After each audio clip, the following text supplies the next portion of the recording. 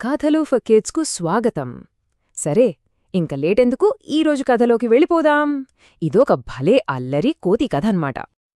ఊహించుకోండి, ఒక పెద్ద సిటీ, అక్కడొక పెద్ద జంక్షన్. ఎండైతే చుర్రుమంటోంది. రోడ్డంతా బండ్లతో నిండిపోయిందన్మాట. అస్సలు ఖాళీనే లేదు.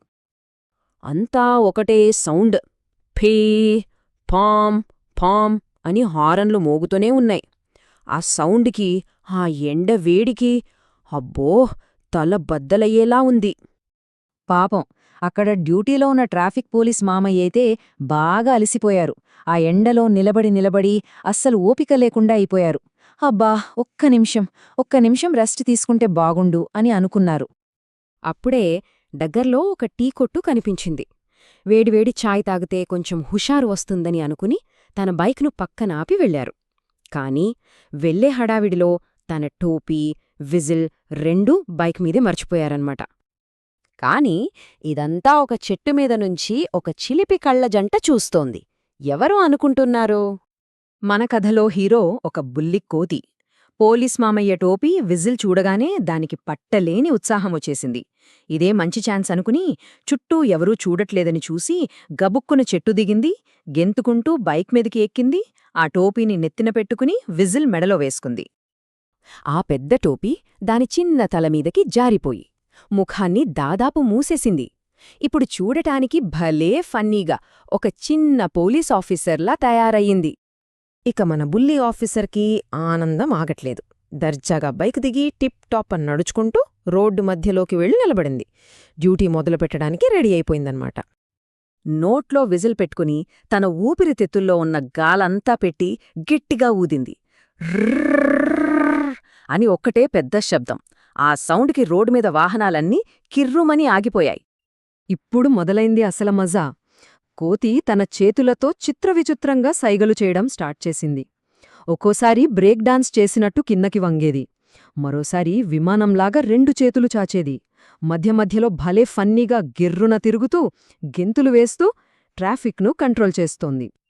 అందరూ ఆశ్చర్యపోయేలా ఆ కోతి చేస్తున్న అల్లరికి ట్రాఫిక్ జామ్ మెల్లమెల్లగా క్లియర్ అవ్వడం మొదలైంది. కార్లు, బస్సులు నెమ్మదిగా ముందు కదులుతున్నాయి. ఇది చూస్తున్న డ్రైవర్లు, రోడ్డుమీద నడిచేవాళ్లు అయితే పడిపడి నవ్వడం మొదలుపెట్టారు. చాలామంది తమ ఫోన్లు తీసి ఈ ఫన్నీ పోలీస్ను వీడియో తీస్తున్నారు. ఆ జంక్షన్ మొత్తం నవ్వులతో నిండిపోయింది.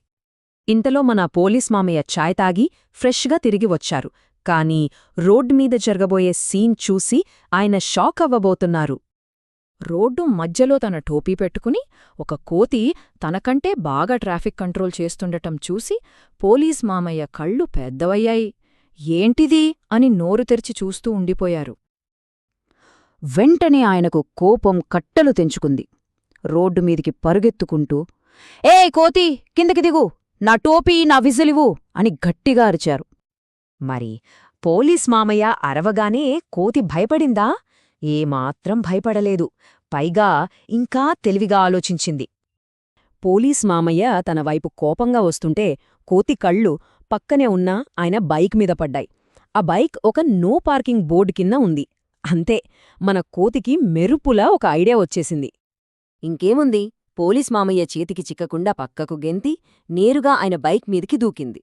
అక్కడున్న చలానా పుస్తకాన్ని చేతిలోకి తీసుకుందనమాట. ఆ పుస్తకంలోంచి టర్మ్ అనే ఒక స్లిప్ చింపి దాన్ని సూటిగా పోలీస్ మామయ్య మొహం మీదికి విసిరేసింది. దానర్థమేంటి? తప్పుచోట బండి పెట్టావు, రూల్స్ బ్రేక్ చేశావు, అందుకే నీకే ఫైన్ అని చెప్పకనే చెప్పింది. ఆ సీన్ చూడగానే చుట్టూ ఉన్న జనమంతా గోలగోలగా నవ్వారు. పోలీస్ మామయ్యకి ఏం చేయాలో తెలియక తల పట్టుకున్నారు. మన బుల్లి ఆఫీసర్ మాత్రం గర్వంగా ఒక సెల్యూట్ కొట్టి గబగబా చెట్టెక్కి మాయమైపోయింది. కొన్నిసార్లు చిన్నవాళ్లే పెద్దవాళ్లకి పాఠం చెప్తారు. ఇలాంటి సరదా కథల కోసం కథలు ఫర్ కిడ్స్ ఛానల్ను సబ్స్క్రైబ్ చేయండి.